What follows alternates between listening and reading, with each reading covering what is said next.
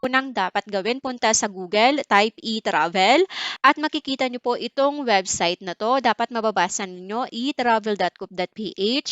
Ito ang inyong i-click. Then, ida-divert po kayo nito sa pinaka-website mismo ng e-travel. Then, click here to sign in. Ito po yung lalabas na next step. At dahil sabi ko nga hindi natin kailangan ng eGov.ph, huwag nyo po itong i-click. Okay? Ang gagawin nyo po ay mag-create po kayo ng account. I-click nyo po itong create an account. Ito na yung susunod na step. Create an account using your email address. Dapat yung valid, yung updated at nakaka-receive na email. May mga email address na hindi nakaka-receive ng email galing sa mga government authorities kasi security reason. So, hindi updated yung email. Ito, nakapag-enter na ako ng aking email address. Then, click continue.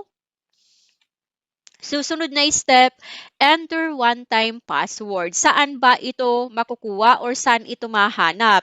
I-check nyo po yung email ninyo.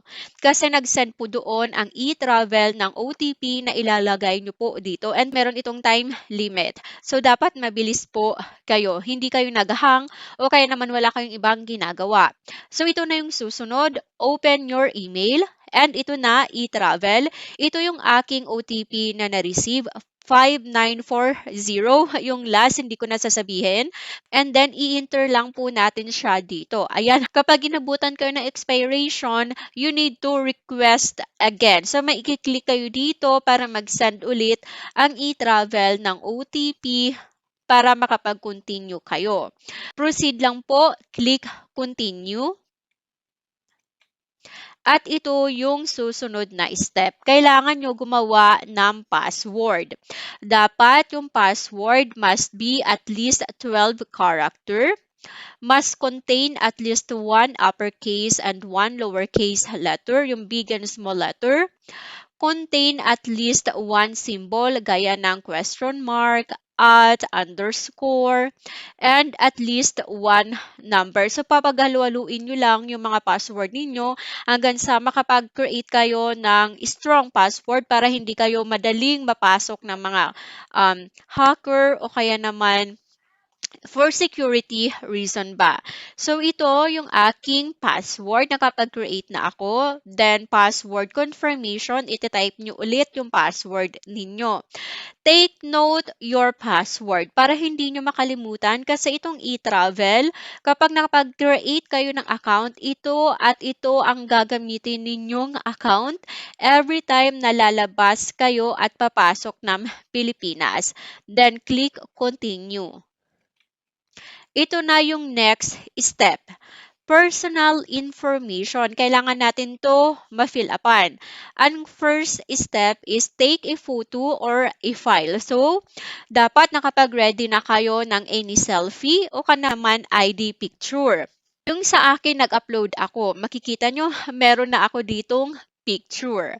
Mas madali kasi yung nag-upload kaysa sa nagtitake po ng picture. Continue tayo. Mamimili kayo kung Philippine passport holder and foreign passport holder. Ang pinili ko is Philippine passport holder kasi Filipino ako. Then, you need to enter your name, first name, Alisa, middle name, and your last name. Kung may suffix kayo, mga junior, senior, kailangan po ninyong i-enter din. Then, yung sex ninyo, kung female, male, may mga pilian dito. Kailangan nyo na lang piliin yung suited po sa personal information ninyo and yung birthday ninyo, yung mobile number po. The way dito, kahit hindi Philippine number, pwede po ditong i-enter, no? So, kung wala kayong Philippine number pero meron kayong mga foreign number kasi nasa abroad kayo, nasa Dubai, nasa Germany, nasa Europe, America, mamimili lang kayo dito ng 3 code. Okay? Ako kasi Philippine number ang nilagay ko kaya ang flag ko is Philippine. Kapag ang pinili nyo dito is American kasi American phone number holder kayo, syempre ang lalabas dyan ay flag ng American at citizenship Filipino, country of birth Philippines, your passport number, passport issuing authority, for example, DFA Ishana, okay, passport issued date, and your occupation. So, doesn't matter naman kung ano ka, unemployed, student, click next. Proceed po tayo sa next step. Ang ilalagay ditong address ay kung saan ka nakatira ng pangmatagalan. Germany, then number of building, city, state, and province. And after that, ikiklik lang po natin yung next. Nandito na tayo sa final part. Personal information. Ito-check po natin lahat kung tama, no, yung travel document ninyo, name, passport number, lahat. Dapat tama kasi mag-aano to sa inyong record, sa immigration record po ninyo. Tama naman siya lahat. Ikiklik lang po natin yung submit. And hooray! Ayan, meron ka ng e-travel account. Ganyan lang po kadali, no? Gawa natin siya in just less than 5 minutes, okay? So, wala akong nilagay na phone number, hindi ako nag-download ng eGov PH, pero nakapag-create ako ng aking e-travel account. Yung iba, hirap na hirap sila. I don't know why, pero sundan nyo lang itong aking tutorial. Ngayon na meron na tayong e-travel account, ang susunod, i-declare nyo na po yung inyong upcoming travel. Next, i-click nyo po yung travel declaration. So, this is mandatory na every travel, kailangan po natin ng bagong declaration. Kapag na-click nyo na po yan, ito na po yung susunod. Kailangan nyo mamili kung para sa'yo or ginagawa mo ba to for your family member. At dahil ginagawa natin to para sa sarili natin as the current user, okay na tong naka-blue. Ayan. And then air kasi plane yung gagamitin ninyo as mode of transportation. Then mamimili kayo kung arrival or departure. So ako pipiliin ko arrival kasi commonly ang mga nahihirapan dito is yung mga OFW na nasa ibang bansa. Ayan, so maganda tong example para i-follow na lang nila kung paano ba yung pag-declare kapag pauwi ng Pilipinas. Then, continue. Ito na yung next part. So, kailangan ninyo mag-declare ng purpose of travel ninyo.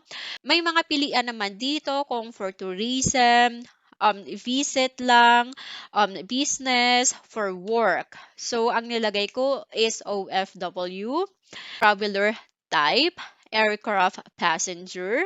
For the flight information, name of the airline. So, ang pinili ko is Qatar Airways. Then, the flight number. Yung flight number, nag-automatic to lumabas. So, kung yung flight ticket ninyo na hawak, yung flight number ay wala dito sa e-travel, meaning pwedeng peke po yung flight ticket ninyo o kaya naman hindi nag exist yung flight na yon kasi automatic to kapag nilagay mo yung Qatar Airways, lalabas dito yung mga flight number ng nasa ticket. Okay? So ito, QR1827. Sa origin naman, saan bansa ka ba manggagaling? Ako, galing pa akong Germany.